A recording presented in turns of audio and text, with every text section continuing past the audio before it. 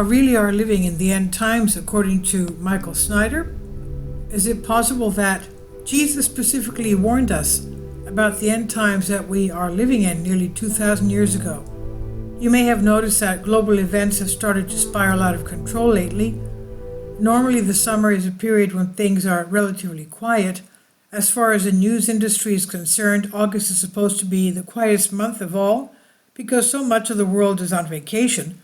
But that definitely has not been the case since in 2024. According to journalist Simon Tisdale, in recent weeks we've been experiencing a peaking of volatility, instability, and insecurity unprecedented in recent times. August is the quietest month, to mangle T.S. Eliot's verse, or so news editors used to think. Politicians go on holiday, governments shut down, people head for the hills or the beach. Not much happens. Not so this August. The world this month is experiencing an extraordinary peaking of volatility, instability, and insecurity unprecedented in recent times, and it's scary, it's shocking, and it's a wild ride. Sudden revolutions, wars, current and imminent, terrible crimes, high-stakes feuding, famines, cost of living crunches, violent riots, and unfathomable market panics come not as a single spies, but in battalion. And in a world where mutual destruction steeped in cruelty and despair is a favorite human pastime, grim vistas of Eliot's The Wasteland beckon anew, and he's right. But just because things have been crazy lately does not mean that we're living in the end times. If we really are living in the end times, there are certain very specific signs that we should be seeing. In Matthew chapter 24, Jesus discusses some of those signs. And ye shall hear of wars and rumors of wars. See that ye not be troubled. For all these things must come to pass, but the end is not yet. For nation shall rise against nation, and kingdom against kingdom, and there shall be famines and pestilences and earthquakes in diverse places, and all these things are the beginning of sorrows. Of course, there have been wars, famines, pestilences, and natural disasters all throughout human history. If we really are living in the end times, all of these elements should be occurring simultaneously, and the intensity of each element should be at a very high level. Let's talk about war first. According to the Institution for Economics and Peace, there were 56 active military conflicts in the world last year. That was the highest number that we have witnessed since World War II.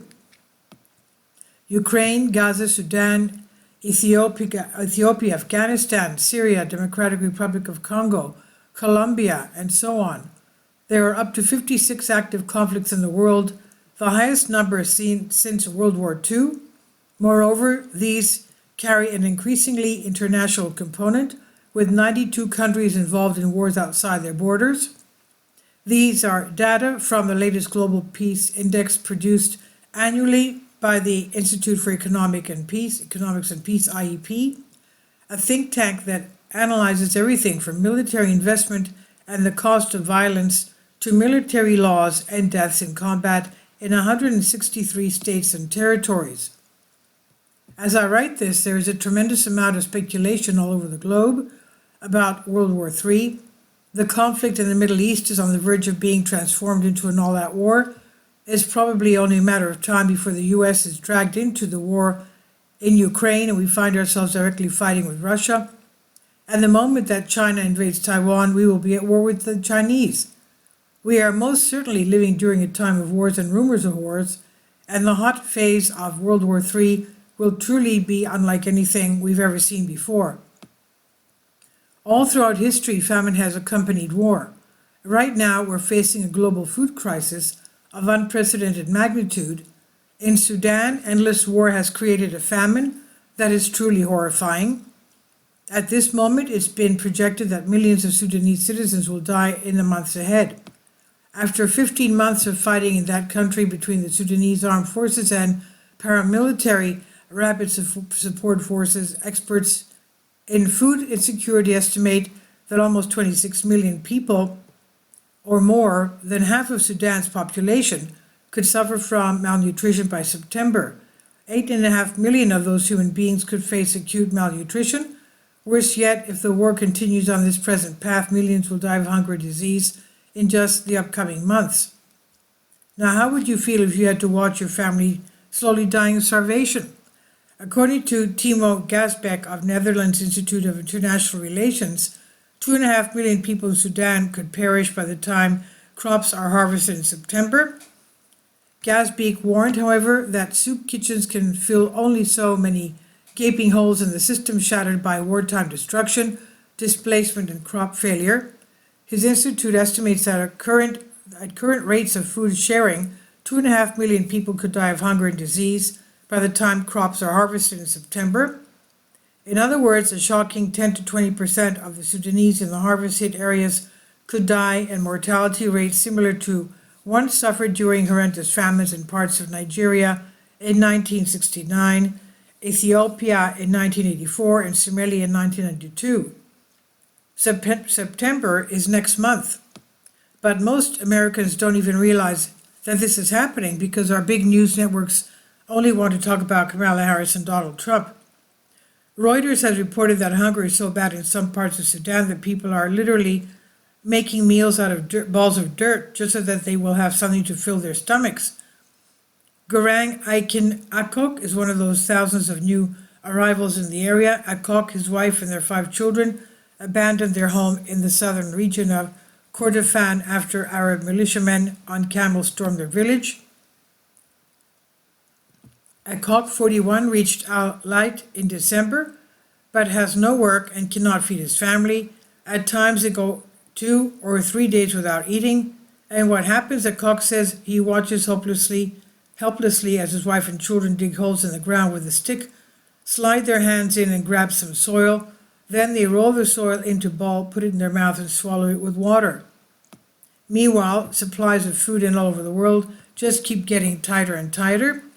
CNN has admitted that we're facing the worst food crisis in modern history, but the truth is that this is just the beginning. Once nuclear weapons are used, everything will change.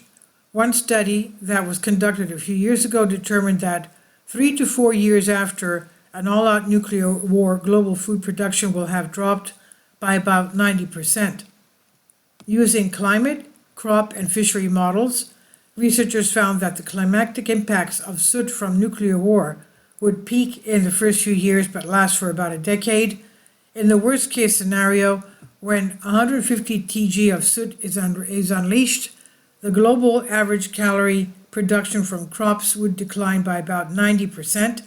Just 3 to 4 years after the nuclear war, the study found. That same study concluded that approximately 360 million people would be directly killed during an all-out nuclear war between the US and Russia, and over 5 billion people would die from starvation in the aftermath.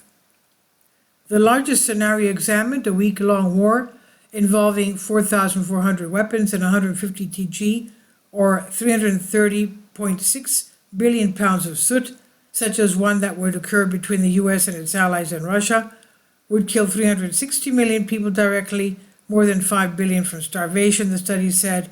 The density of the soot would reduce global temperatures by more than a whopping 58 degrees Fahrenheit. What would our world look like if 5 billion people were simultaneously dying from starvation? That's something to think about. If we really are living in the end times, we should also be experiencing major pestilences. Needless to say, the COVID crisis killed millions of people and is still with us. Over the past few years, the bird flu has resulted in deaths of hundreds of millions of chickens and turkeys all over the globe, and now the bird flu has jumped into mammals. Are we next? We better hope not, because the World Health Organization says that over 50% of the humans that have caught H5N1 since 2003 have ended up being victims to it. In 2022, a monkeypox plague rapidly spread all over the planet, and it created a lot of fear.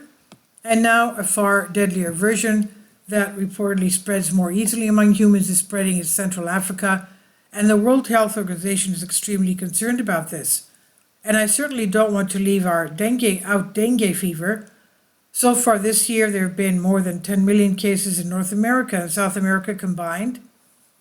In the Americas alone, almost 10.4 million suspected cases of dengue, a mosquito-borne viral disease, were reported to the World Health Organization in 2024, as the first week of July, an increase of 232% compared with the same period last year, the year before. Peru is a case in point. When torrential rain started to fall there in 2023, a record-breaking dengue epidemic exploded shortly afterwards. The case count is estimated at well over 100,000 so far this year. If you have ever had a severe case of dengue fever, you will never forget it. It's known as the breakbone fever because many of those that develop severe cases literally feel that their bones are breaking.